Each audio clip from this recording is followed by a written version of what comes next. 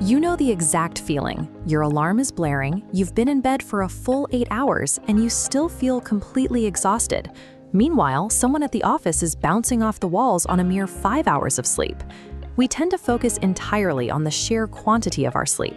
We assume that logging a flat 8 hours in bed automatically guarantees physical restoration the next morning. But sleep psychology reveals a different reality. Your brain doesn't track absolute time. It operates entirely on continuous, uninterrupted sleep cycles. When you wake up tired after a long night, you're experiencing what researchers call fragmented sleep. Your physical body was resting quietly, but your mind failed to actually recover.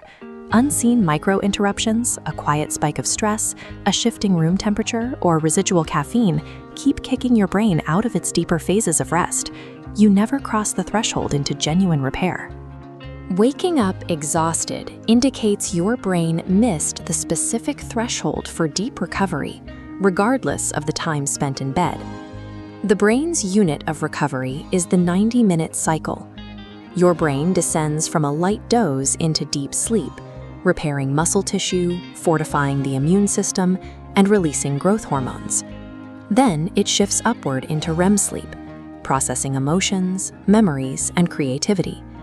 If you string together unbroken, perfectly balanced 90-minute sequences, your body achieves full restoration.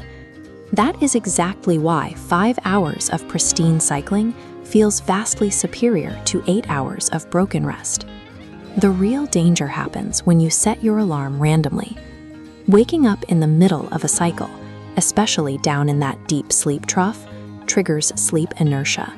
It's a biological penalty that causes a heavy, groggy feeling that can last for hours. This 10-hour timeline shows the mathematical formula for waking up. To avoid sleep inertia, set your alarm for the end of a cycle. Structure your rest in precise blocks of 4.5, 6, or 7.5 hours. Structuring your night around these specific 90-minute endpoints, rather than aiming for a random 8-hour total, is the definitive biological hack to bypass morning fog.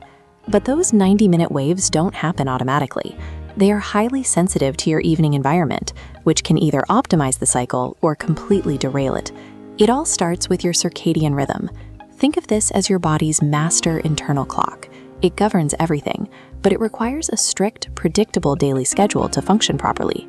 This clock controls the release of a hormone called melatonin.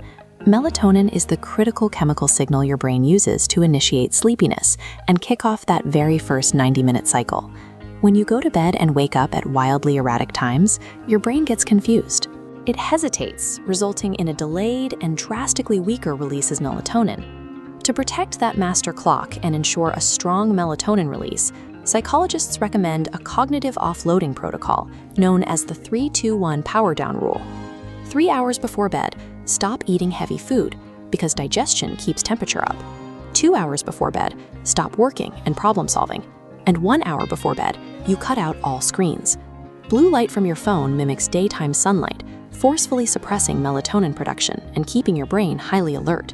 By substituting those screens with simple analog habits like stretching, journaling, or listening to calm music, you actively shift your brainwaves away from an anxious, alert beta state and down into a relaxed alpha state. Defending your melatonin production through the strict evening routine is the only reliable way to guarantee entry into those deep, restorative sleep cycles.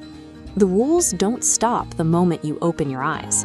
Achieving high-quality sleep tonight actually requires specific biological actions within the very first 10 minutes of waking up today.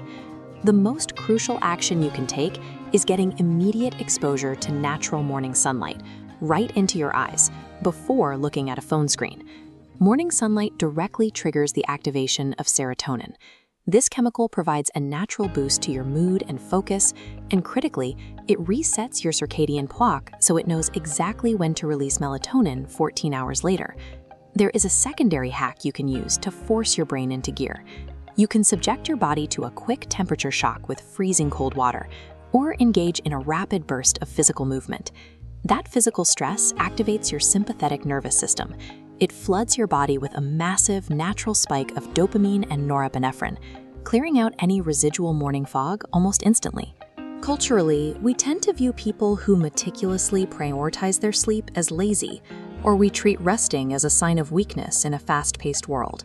But the biology proves the exact opposite. Sleep is an aggressive, highly efficient recovery mode. It is the core mechanism your brain relies on for emotional regulation, memory retention, and razor-sharp decision-making. When you align your rest with these biological cycles and chemical triggers, every night of sleep translates into the cognitive clarity and emotional stability needed for a high-performing day.